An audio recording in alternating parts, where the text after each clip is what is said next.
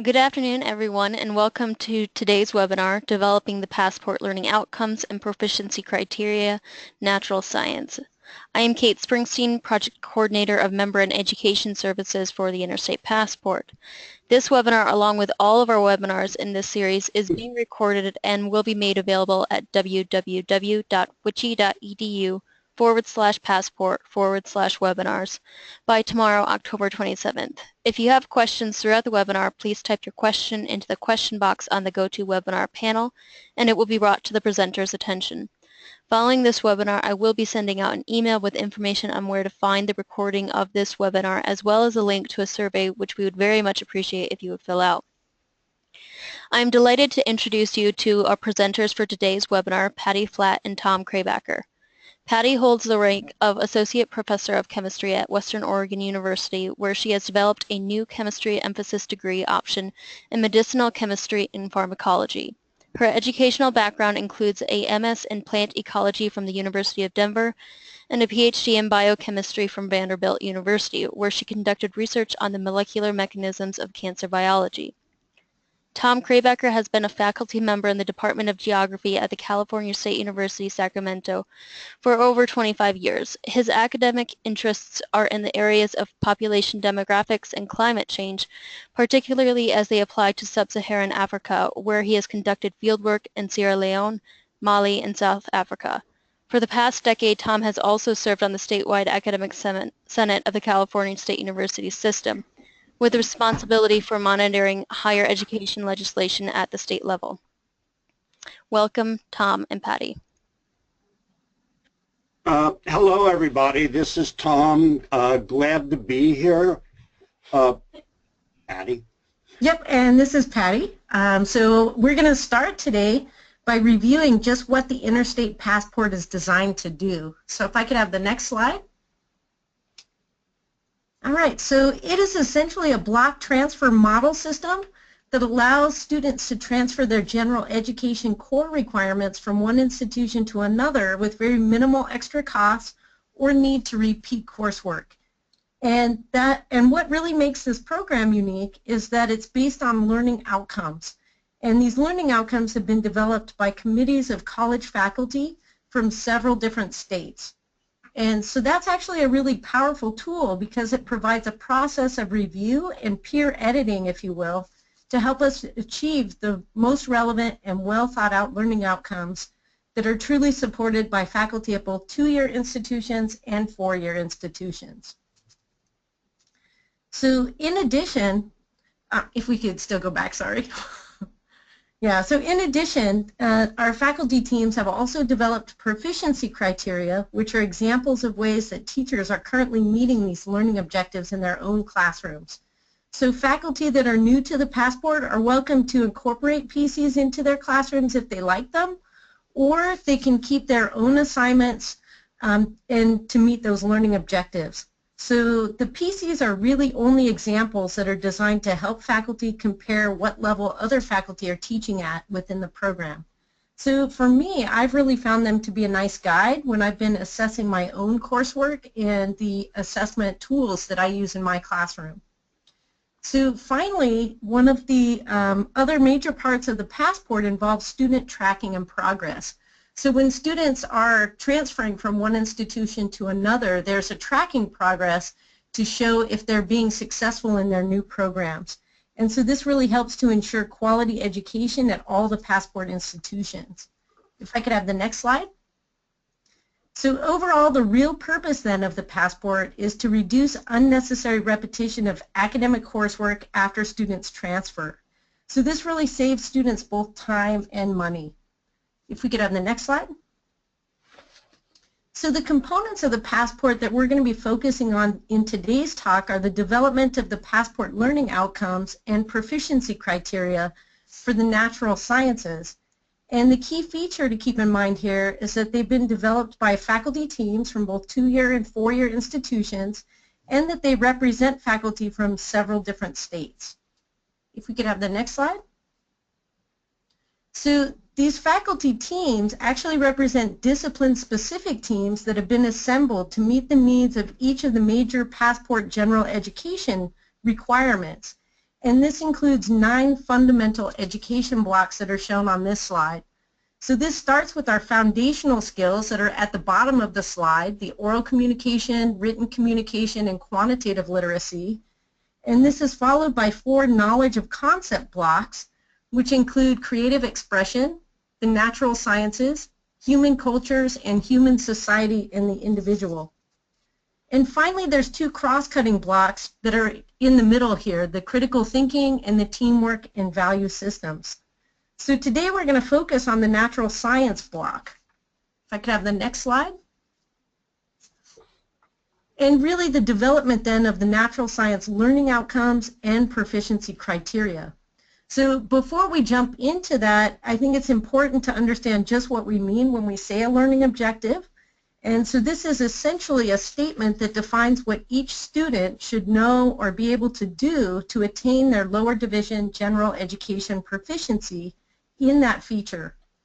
So here we have an example from the critical thinking block, and the feature is critical listening.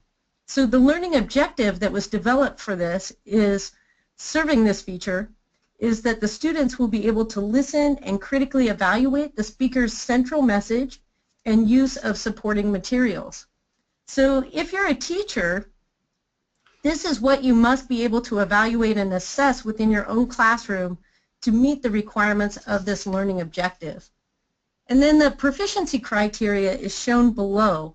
And this is then an example of what one professor does in his classroom to meet that learning objective. So in this case, the professor has his students complete an appropriate constructive peer evaluations and summarize the speech's main points. So if you like that type of assignment, you could incorporate that into your classroom, or you could use another assignment that you feel would meet that learning objective above. So remember, the proficiency criteria are only examples. So the next slide. So for a whole block then, there would be several learning outcomes that each student would need to meet to attain proficiency within that general education block. So this example is that critical thinking block that we saw on a couple slides ago. So within the passport system then, the students must meet all of the learning objectives for each of the 9 passport blocks. So the learning objectives are the required components of the passport.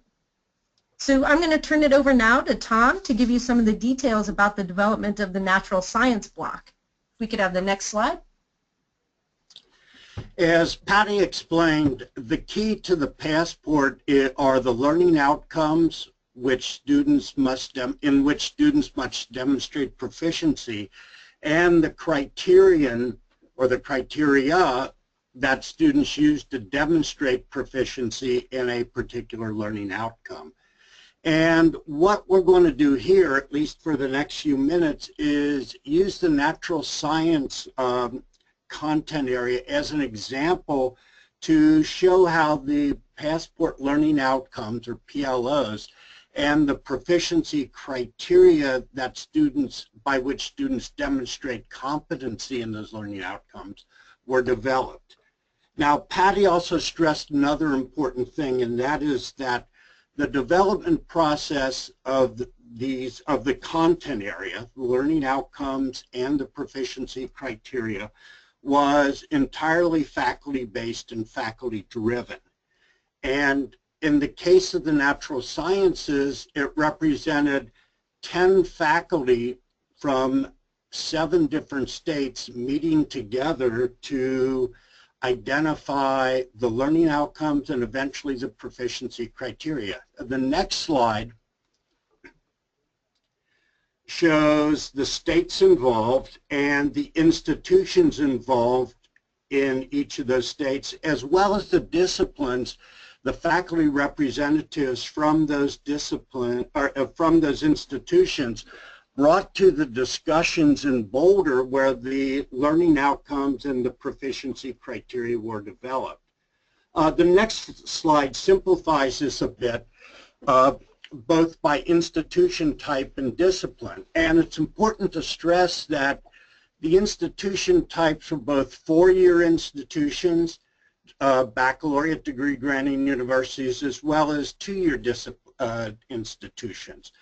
And it was important that we had representatives from both of these because two-year institutions are often the sending institutions for transfer students, and four-year institutions are very frequently the receiving institutions.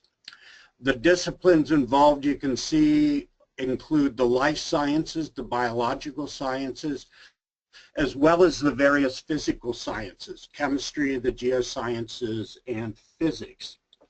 Now, if we move quickly to the next slide, what you see here are basically a summary of the process by which the PLOs and the PCs were developed. And our goal here is basically to walk through this process for each of those very briefly. This is a rough outline. What we'll be doing over the next few minutes is looking at each of these steps in turn. But basically it starts with discussions within the state by meetings from faculty of institutions within that state to develop recommendations for PLOs and PCs. These then serve as the basis for the interstate negotiation. They're used to develop a crosswalk, and we'll see an example of one of those in just a moment. The interstate representatives, the representatives from the 10 states, then negotiated the learning outcomes and the proficiency criteria. These were then sent back to the home state institutions for vetting and comment. And then there were subsequent conference calls in which the final versions of the learning outcomes and the proficiency criteria were established. Finally, there is in place, and this will be mentioned at the end, a passport review board which will continue to monitor the feedback and effectiveness of both the learning outcomes and the proficiency criteria, and has the power to reconvene the teams if some sort of changes or adjustments are made. Now what we'll do is go through each of these in turn, but let's first go to the next slide, which basically lays down the general goals of the natural sciences, learning outcomes, and proficiency criteria. Basically what this describes is the lower division general education goals that underlie the passport for the natural sciences. It's built around the LEAP goals in this area, and note that it's not discipline specific, but argues for an appreciation of science on a more general level. We'll walk through the development then of the learning outcomes and the proficiency criteria as they're designed to achieve competency in this particular category. Next slide. To take the process one step at a time. The first step in the process was for meetings to take place within the individual states. The first meeting in Boulder for the faculty natural science team was in mid-February 2015. So sometime before that, in pre-February, the interstate meetings took place. Their purpose was to come up with interstate recommendations, initially just for the learning outcomes. And it's in these interstate meetings that we see something that isn't necessarily obvious from that earlier slide with the picture of the 10 faculty representatives. And that is that the development of the content is much broader than just those people that meet in Boulder or met in Boulder, because there was considerable input from various institutions within the individual states.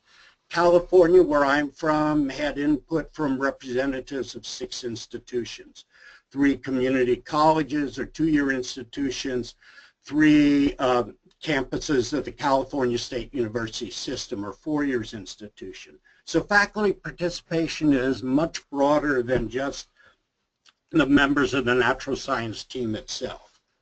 The next slide, please. after states developed their own recommendations, these were then compiled together to form what we refer to as a crosswalk. If you take a look at this, you can see that each column represents the recommendations or suggestions for learning outcomes by the individual states. And if we look at the next slide, which shows it in a little bit more detail, you can see that there oftentimes was general agreement, this is just part of one, in some of the fundamental ideas or expectations that institutions or states had, but that the language was not always shared and negotiation often needed to take place. But just if you look for an example, number 1 from California and number 1 from Oregon share very strong similarities. Next slide, please. In February, in mid-February, on the 10th of 11th, the natural sciences team assembled in person in Boulder, and over that 2-day interval, draft passport learning outcomes were developed. These were then taken back to the home institutions. They were circulated for comments. In my case, for example, they were circulated among the departments in the College of Natural Sciences and Mathematics. And these then served as the basis for a follow-up phone call in March in which the natural science team brought back the comments that they received from their home institutions and also any refinements they might have made on the draft in February, and a finalized set of learning outcomes was established. If we go to the next couple of slides, what we'll do is take a look at the actual learning outcomes in the natural sciences. And you can see, first of all, the column on the left, features, identifies the broad categories, and the column on the right indicates the specific learning outcomes. So students are expected, in this case, to understand the general nature of science, and within that you can see that there are 5 specific learning outcomes or attributes that students must master. They need to know that, as you can see, science is based on the assumption that reality exists, operates by consistent principles, and that there are rules understandable by critical analysis. So this gets at the underlying epistemology behind science. Then it talks about reproducibility and processes in the results, but a recognition that nonetheless variation does exist and that there are limitations to a particular process. It emphasizes in D the importance of evidence, and in E the concept of models and concepts that need to be tested and need to be able to describe very closely the reality and the principles in which that particular scientific discipline operates. What's important to note is that none of these are discipline specific and apply broadly across the various fields within science. Next slide shows 4 more general features or content areas in which students are expected to demonstrate competency. One is in the nature of scientific inquiry. Another is an expectation that students have an understanding of the core concepts of both the physical and the life sciences. And these core concepts are obviously what one would expect at a lower division general education level, where many students are non-science majors, but some basic understanding is expected. And then there are the areas of scientific literacy and scientific reasoning. Next slide. And then finally, the team felt that it was important to include a consideration of ethics as it applies to the practice of science. And in this case, ethics focused on honesty in the scientific process. a moral concern for safety, both of the practitioner and the subjects, and more broadly the community and the environment. And then a recognition that science has a social responsibility, that we're all part of a broader society. And science and society then serves as the final area in which students are expected to demonstrate a certain proficiency. Again, what's important about these is that they're fairly broad, they're not discipline specific, and that we're looking at it from the point of view of lower division non-science students. It's also recognized that what we want are things that institutions or classes can demonstrate without making dramatic changes to their own curriculum. We want to let people, we want learning outcomes that in many cases are very likely being achieved already. So that was a quick run through. Are there any questions? If you do have questions, please type them into the questions panel box on the GoToWebinar panel. I do have a couple of questions so far, Tom and Patty. One question is, do students have to take a lab course? Let me take that one, and then Patty, you can maybe do the next one. The question of a lab course was one of the more time-consuming questions that the natural sciences team had to deal with, and it recognized the fact that at many institutions it might not be realistic or might not be practical for students to take an actual lab course. So the requirement or the learning outcome became more general, and it requires students to be able to work with data and work with some of the basic tools of science, but not necessarily in a laboratory setting. So the answer is no, they're not required to do so if they can satisfy that learning outcome in a non-lab course. Thanks, Tom. The second question that I have is, do all of the learning outcomes have to be covered in a single course? This gets into kind of the development of building the blocks that students are required to take at their institutions. So the answer to this one is no, not all of the learning outcomes have to be met in a single course, but through the program that the undergraduate student is taking, all of the learning outcomes should be met by the time they finish their lower education requirements. Great, thanks, Patty. So we are going to be taking questions again in a minute, so I'm going to move forward on the slides, and if you have more questions, please enter them in the questions box. Okay, let's go to the next slide then.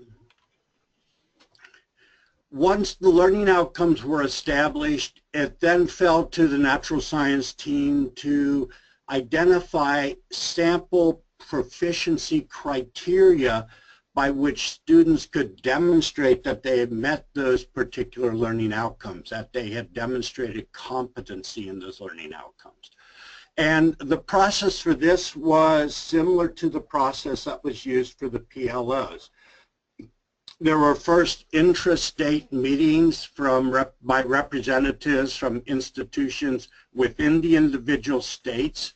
Draft proficiency criteria were then sent to the, or then became part of the crosswalk, which was shared by the natural sciences team when they met in Boulder in April. And these served as the starting point for the discussions, or as the term is sometimes used, the interstate negotiations on the proficiency criteria. The timetable is laid out here. The team met in mid-April to work on the draft PC. In May, the team had a conference call to complete the draft. And then, given that it was the end of the academic year and more time was probably needed for consultation on the home institutions, it wasn't until September that a final conference call to pin down or finalize the PC took place. If we move to the next slide, we can see a set of examples of proficiency criteria that apply to that very first learning outcome, which is the nature of science. And in fact, this applies only to the first specific learning outcome in that category. The learning outcome is students should recognize that science is based on the assumption that reality exists, operates by consistent principles, and that the rules are understandable by critical analysis. And on the right-hand side, in the broad column, you can see proficiency criteria that students could use to identify completion of that learning outcome. Now, the important thing about the proficiency criteria here, and we can't stress this enough, is that the ones that you see listed are not requirements. They're just examples, and more specifically, they're examples of exercises that faculty were currently using in April 2015 when this list was put together. So what we did in many ways was drew upon our own experience, either what we ourselves were doing or what we knew that colleagues were doing. So for example, you could see that one way in which students could demonstrate their proficiency was to explain on an exam or assignment why the assumption that the universe operates by consistent principles and that these rules are understandable by critical analysis and are important to science would be one way of meeting that learning outcome or demonstrate the method.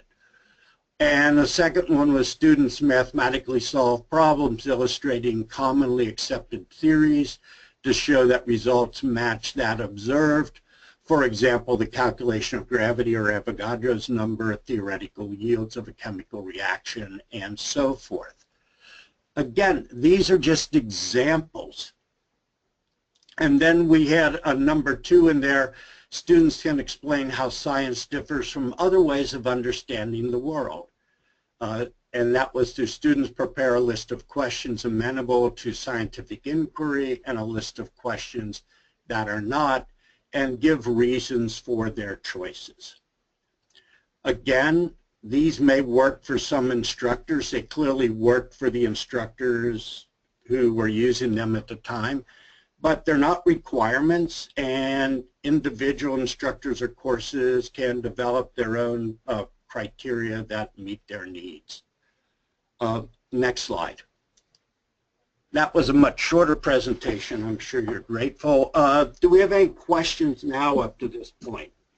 I did get one question, Tom. The question is, what kind of feedback did you get from your home campus? Well, in my case, from my campus at Sacramento State, the feedback was relatively minor. There weren't really critiques of well, there were some tweaking of the language, but there weren't really pointed critiques. There were some suggestions for including other things or suggestions that maybe there was unnecessary duplication, but nothing really challenging the underlying concepts. Patty's experience in Oregon may be somewhat different. Yeah, so our division really took a very close look at this. They had a lot of just kind of grammar and language things that they thought they could add to tighten up some of the PCs that were presented. They also had some issues with the way certain PCs may have been written, and they had suggestions therein. So the committee really went back and looked at the document again a little more closely, and we gathered by phone again for our review of the PCs to make changes to those documents.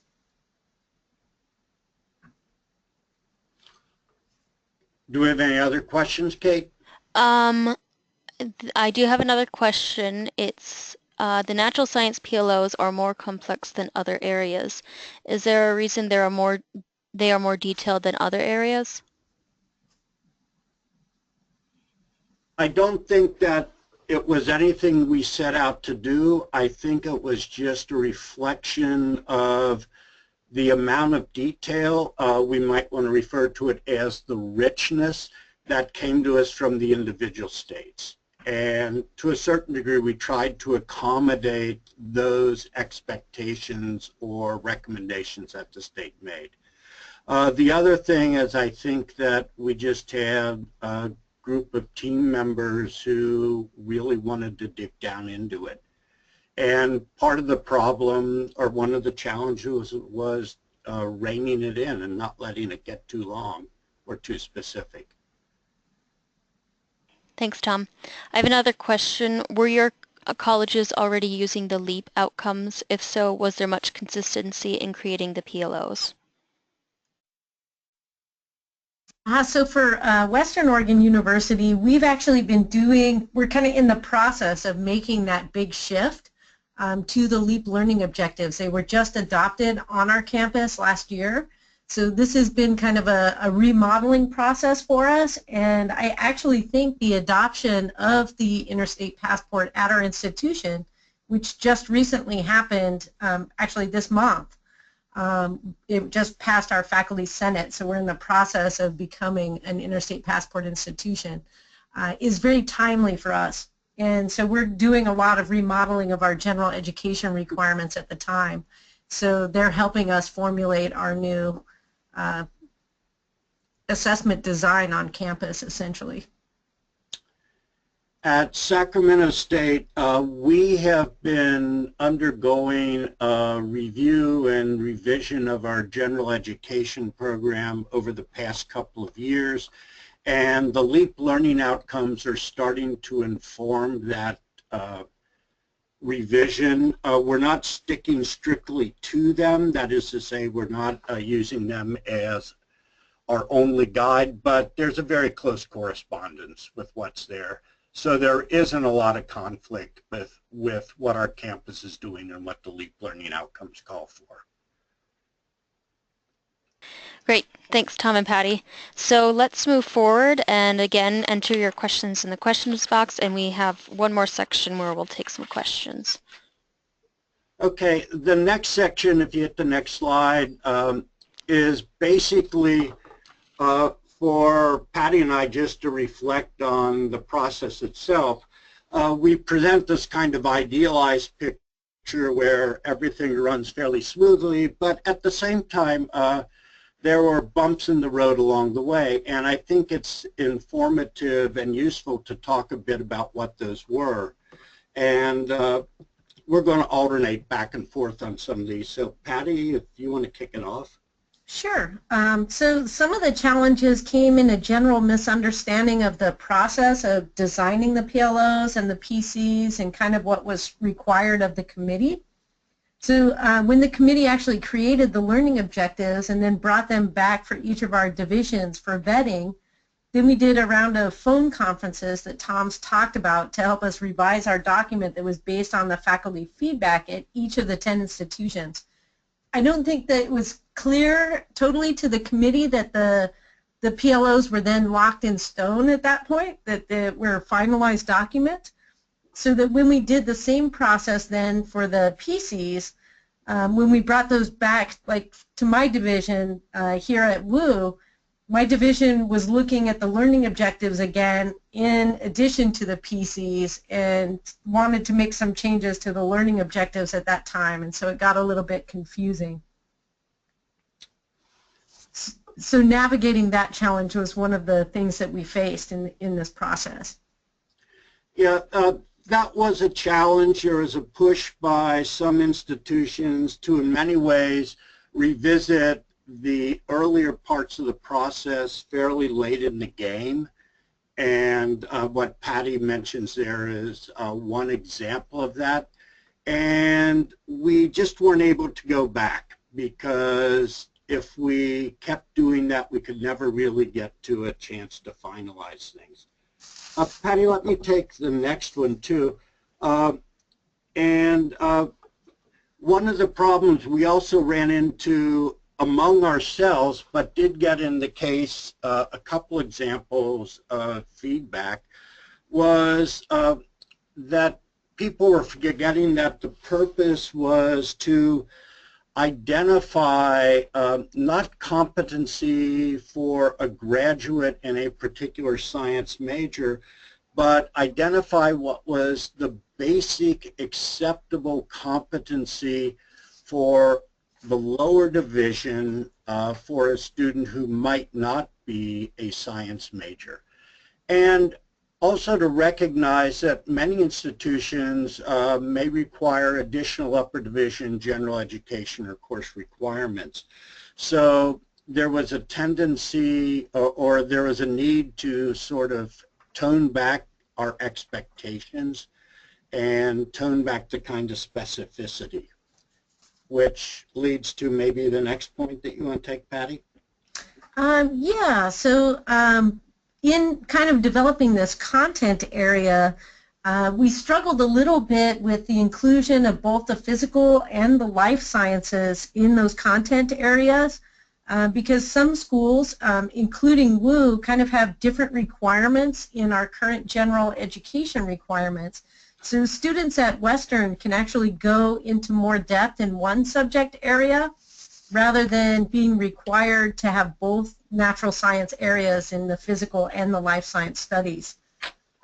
So I will explain in a few slides down the way when I talk about the process that Western used to develop our natural science block, how we kind of overcame that challenge so that students could be getting general education requirements that are already required at WU while at the same time completing their passport requirements. So, but it is possible. So I think we're still working a little bit on the inclusion of both the physical sciences and the life sciences, and still getting feedback from universities on this process. Before we get to actually a discussion of building the passport block, the final stage in the process, which was listed there back in the beginning, was that there is room for feedback. If once they're operationalized, if particular learning outcomes do not seem to be working, there's a process by which institutions can bring that to the attention of the passport. They do it through their state facilitators, and then there's a feedback process by which the facilitators can meet and in a passport review board, if you will, and determine if changes need to be made. And we've already had one example of this taking place in the natural sciences. One of the concepts at the very beginning in the nature of science, or one of the learning outcomes, excuse me, in the nature of science was to have students appreciate the wonder of science, the wonder and beauty of science. And for us on the natural sciences team, that was seen as a very easy kind of goal or learning outcome for students to meet. It could be part of an assignment in a science class, or it could be in a non-science class. But it really puzzled a lot of the institutions. They weren't sure if they knew how to do it or if they could do it. So we met, the natural sciences team met again over the summer and decided to remove that. It was a nice thing to have, but it wasn't central or essential. So the passport process is not something fixed in stone. That will not change. There will be periodic reviews, and there are opportunities to take up particular issues as they arise. Now, Patty, maybe we want to go to building the passport block. Yeah, so if I could have the next slide. All right, so when a university becomes a passport institution, they typically start off with a campus-wide effort to evaluate the congruency of the institutional learning outcomes with the passport learning outcomes. And so if these have good alignment, then they can move on to building their passport blocks, which is the next step. And these are essentially the list of courses then that the students are required to take to meet the learning outcomes in each of the 9 passport content areas that we saw earlier. And so I'll show you in a couple minutes the natural science block that WU has developed. But before that, we'll go through the rest of the process of becoming a passport institution. So once the blocks have been developed at the institution, then the institution can apply to be a passport institution, and then you would sign the MOA agreement with the WICHE Interstate Passport. And I believe these get reviewed every 5 years at the institutions. So then the next step, the institutions would then advertise the passport in their course catalogs, and they would have the challenge of integrating it into their registrar system so that students could see their progress on the Interstate Passport. And that may or may not be the same as the institutional requirements for their undergraduate learning education or general education requirements. So then they would start awarding passports to the students, and then the students must complete the entire passport to be able to transfer it to another institution. So all 9 blocks have to be met to be able to transfer to a different institution. So if a student does transfer, then their progress at the accepting institution would then be tracked to help for quality assurance, to make sure that those students are being successful in their programs and that they're well prepared for the next step. So in the next slide then, I'd like to give you an example then of the natural science passport block that's been developed at Western Oregon University. So it's a little bit different but it's also congruent with our standard general education requirements on campus. So it's not exactly the same as our listing currently is in our course catalog. So for our school, we currently do require 12 to 15 credits of natural science, which is very similar to what we're requiring for our passport block. And just to note, Western Oregon University is on the quarter system, so it may look like a lot of credits, but it's essentially 1 year of undergraduate level science coursework. And in our current course catalog, this could be taken in a single discipline. So students could take all earth science courses, for example, to meet their learning objectives on campus. So we've developed this separate passport block then that would give them the physical and life sciences on campus. And they also have that option with our general education requirements on our campus. So the passport block is congruent with our current gen ed requirements, although a student could complete our gen ed requirements without needing the passport block. So for us at our campus, we would have to do a little bit of extra advising for our students to let them know what the differences between the passport block is and our regular gen ed requirements, so that they're sure that if they're thinking about transferring and want to use the passport, that they're meeting those requirements. And this may change a little bit for us because we are really in a state of flux and we're revisiting our general education requirements at this time. So hopefully we'll get to develop a little bit more congruency with our own gen ed requirements and the passport requirements as well. All right, so if we go on to the passport quality assurance, I think this is one of the real areas of strength for the passport. So for all of the courses that are taken in the students' undergraduate general education, they must maintain a minimum grade of C to have it qualify for passport certification. So that is a little bit higher than at some of our institutions. So ours is based mainly on grade point average, and so they could do a little bit worse in some courses and a little bit better in some courses and balance out to the grade point average at Western.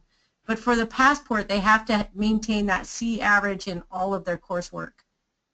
So in the passport as well, they have this tracking system that we've been talking about to look at student success after transferring from one institution to the next. And this is done through the National Student Clearinghouse, so it's a separate organization that's evaluating this progress. And then we talked just a little bit about our Passport Review Board monitoring, and this is to help link up with the institutions. So if institutions have comments or things that that are not going maybe as smoothly, or questions about some of the learning objectives and things, this is when those questions would be addressed at the review board meetings to monitor how the passport's being instated at the different universities. There's also an evaluation research study of passport impact. So this is very important to see, how many students are graduating with the passport, what's their success if they're transferring, how many transfers do we have, and then looking at time to graduation, because that's what this program is really meant to streamline, is the reduction in students having to retake coursework and extending their degree program for 5, 6, even maybe 7 years at some places. So hopefully we're getting their degrees down into the 4 to 5 year range if they're a transfer student. And then there's also a pilot study that's going on currently within 3 states. So at these 3 states, they have both 2-year and 4-year institutions participating in this mapping project. And so what they're actually doing there is they're mapping their assignments to the learning outcomes within the passport, and then they're actually doing that assessment work to see how many students are meeting those learning objectives in the courses and being eligible for the passport. So there's a lot of good quality assurance that's going along in this system and assessment tools. So if I could have the next slide. So really, I think the strengths of the passport and why you should want to become a passport institution is, number one, it's going to facilitate transfer for students. And so this helps to eliminate obstacles for student transfer. It helps them reduce the cost of their education and reduce the time it's going to take for them to finish their degree path. And so that, I think, is the top priority of the passport. The next priority is focusing on the quality of education, and I think having this all based on learning outcomes that have been developed by faculty across multiple states really ensures a high quality of education that's going to transfer between our institution. And then having the review processes and the assessment tools that are associated with the project, this really allows the program to help adapt to higher education's changing landscape. So it really does embrace the assessment process and the reevaluation of how things are going so that you can make changes that make sense to get better efficiency and better learning with our students. All right, so the next slide, we just have some of the resources that are available on the WICHE website, and so that you can see the Interstate Passport learning outcomes and the learning outcomes associated with their proficiency criteria are in PDF documents that you can download. There's also a faculty handbook that you can download, and this really has a design or template that institutions can follow to help them create their passport blocks. At Western, when we developed the natural science blocks, we actually had a team of faculty from all of our different departments within the natural sciences. So biology, earth science, physics, and chemistry were all represented in that conversation for developing our passport block coursework. So it gives really a nice overview of how you can do that on your campus. And then we only showed you like one set of the proficiency criteria, but there's proficiency criteria for each of the learning objectives in the natural science block. That took up a number of pages, so we didn't want to show you every example in our talk today. So at this time, we could take any further questions that you might have. Patty, I have a question for you. Of the Passport Natural Science block presented, how many courses at your institution that counted for natural science general education did not count toward Passport? I think all of the courses that we actually count towards our general education requirements overlapped into the Passport block. It was just the way that we had to group them so that students would get both the life science and the physical science experience for the natural science block that was different. But we had a lot of overlap with our current coursework, and the current course learning objectives for those classes met the WICHE Passport requirements very well. Great, thanks.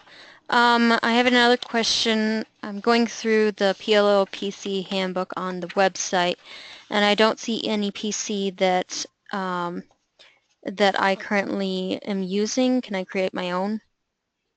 Absolutely. Yeah, the answer is very much yes. In fact, we encourage faculty to create their own.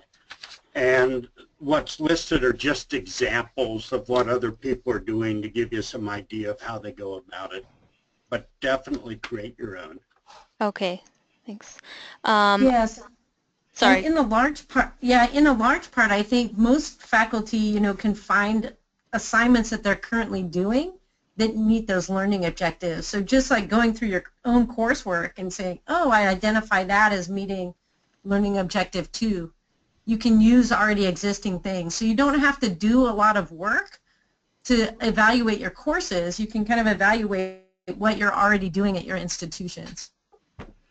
I think Patty brings up a good point here. The goal is not to require institutions or individual faculty to either redesign programs or even redesign their course syllabus, but simply to ask them to look at what you're already doing and highlight those things that meet those learning outcomes. And the odds are for most of those learning outcomes, you're doing it already, even though you may not think of it in those terms. Great, thanks. So I'm just going to give folks another minute to type in any questions that they may have.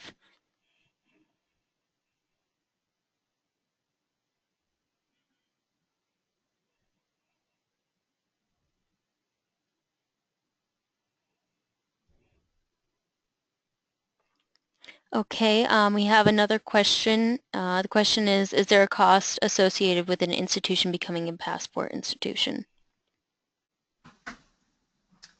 So maybe we could give that back to Kate. And Pat, you can jump in here. Pat Shea, you can jump in here as well. There is a fee schedule. It's listed on the website, and I can provide the link to that in the email. And it's based on how many FTE, how many students are at your institution.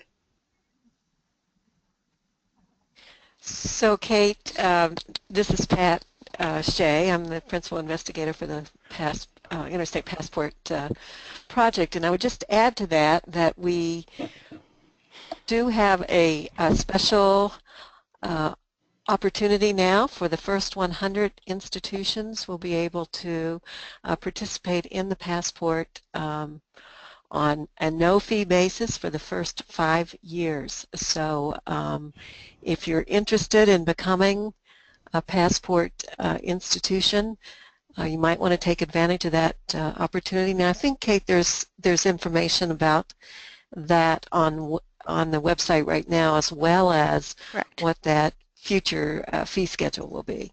Yep.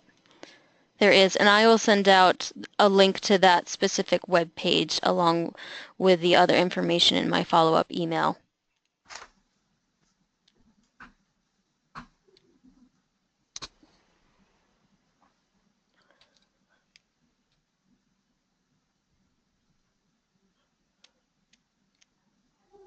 All right.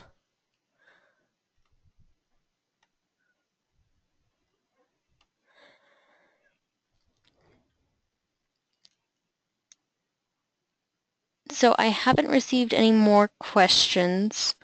If you do have some more follow-up questions, please contact us. Tom and Patty's email addresses, as well as my own email address, are listed here on this screen, and I will be sending out that follow-up email, and a recording of this webinar will be made available.